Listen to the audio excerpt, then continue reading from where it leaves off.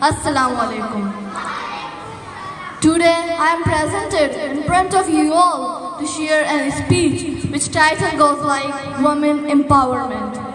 Women empowerment is important for achieving gender equality and sustainable development. It can help ensure that women have the same rights and opportunities as men, and they can also participate in society in a meaningful way. Women empowerment empowers women to take their own decisions in their personal or social development.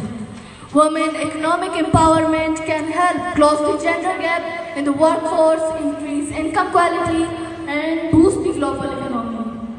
Women empowerment in Pakistan is important for a number of reasons. It can let people out of poverty and can help long-term development. Women empowerment is mostly important in that societies where it has been considered that women must spend its entire life in the boundary of home and should not participate in social, moral and political activities.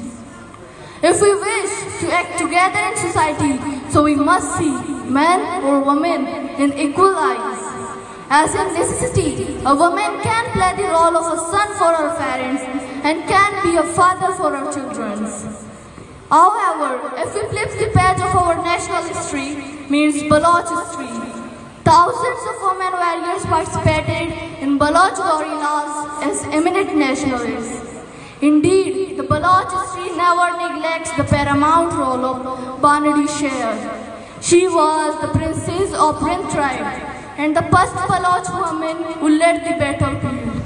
She rose her sword in the battlefield at that time when men stepped back.